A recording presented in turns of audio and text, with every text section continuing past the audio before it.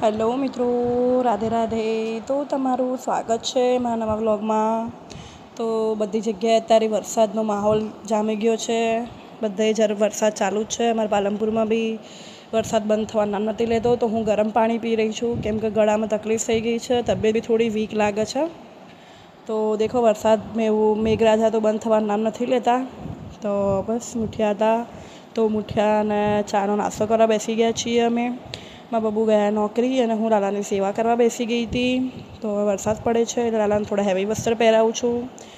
તો લાલાની આરતી કરી નાખી હતી, એમને સ્નાન કરાવીને શૃંગાર કરાવીને એમના બાજુ ઉપર બિરાજમાન કરી દીધા હતા એમની સખીઓ સાથે, રાધારાની સાથે.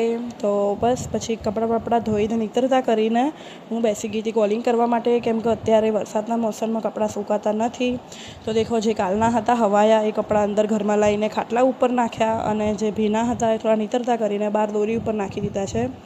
તો અમારા જીયાબેન આવી ગયા હતા, જીયાબેનને બેસાતા અને એટલામાં મારા બબુ આવી ગયા. તો વરસાદ ખૂબ છે, તો ઘરે બી સમાચાર લીધા ફોન કરીને કે ત્યાં આગળ બી અમારે ઘર બની રહ્યું છે એટલા માટે. તો મારા જેઠ છે વિડીયો કોલ ઉપર. તો બસ પછી અમે લોકો જમવા બેસી ગયા, હું મારા બબુ બંને. તો મેં બનાવ્યું હતું ગવાર બટેકાનું શાક, સાઈડમાં ભૂંગળા હતા, છાશ હતી, ડુંગળી કાપી હતી. તો મજા આવી જાય. તો બહાર વરસાદ બી ચાલુ હતો એકદમ.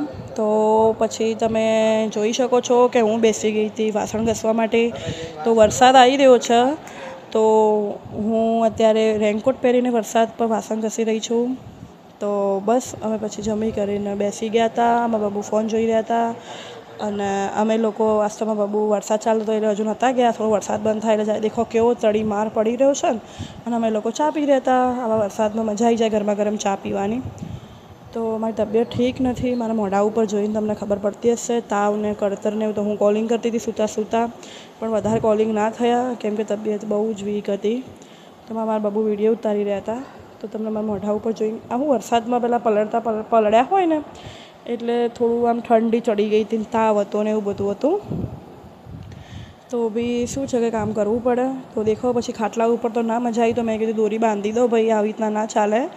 તો પછી કપડાં બાંધી દીધા હતા, તબિયત નથી સારી. તો મારા બાબુ માટે રોટલી વઘારી હતી, મારા માટે ખીચડી કરી નાખી હતી.